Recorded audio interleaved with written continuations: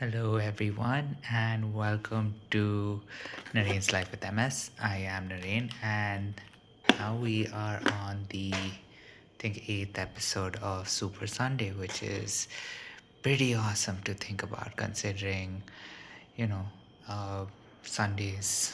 It's just crazy to think that this has continued for 91 days, right? This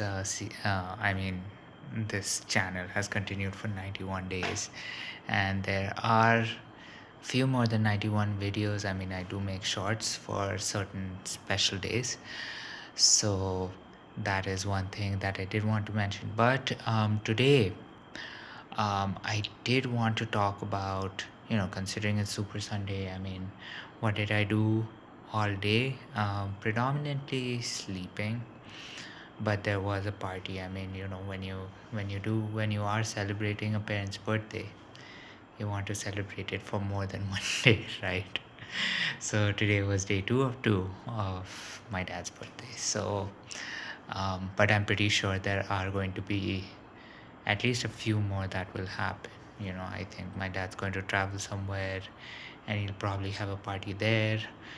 But that's only we'll only get to know about it a little later. But right now, so many because I did end up resting for a lot of time. I do want to talk a little bit about how I rest best when I'm napping in the afternoons, because napping in the afternoon is not like sleeping at night, right? Yes, if you do nap in the afternoon, there is a chance that you might not fall asleep as quickly as at night, but there is a stark difference in between. And the main difference that I usually um, have in between my napping during the daytime and sleeping at night is that sometimes I do end up napping in a chair, specifically this chair.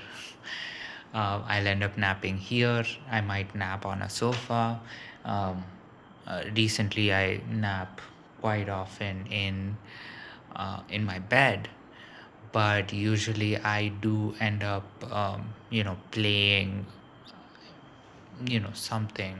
Usually it'll be music or a podcast, just so there is that sensation that I'm not actually going to be sleeping for the 6 or 7 or 8 hours. This is a much shorter time, and this is because if I do get up, and I do get up every 2 to 3 hours, um, you know there something is ingrained into my brain that if I'm listening to people talk like very close to me, I chances are I won't fall back into deep sleep, at least for the time being. So that is one thing that I end up doing on Sundays especially. But considering it is Sunday, it is the weekend, it ends up also being sort of a cheat day. So yes, I did end up you know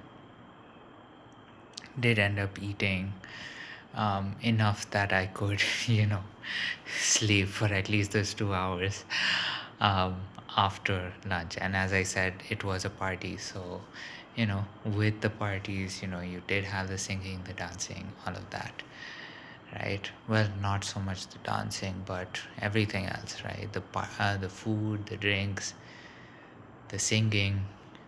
And so that got me tired enough that I could, rest for the 2 hours. But with that being said, these are the kinds of weekends that you really want to have, right? And one of the good things that I did want to talk about was this week was the first week, I think, since I've probably come back from the States, where I ended up going all 4 days to the gym.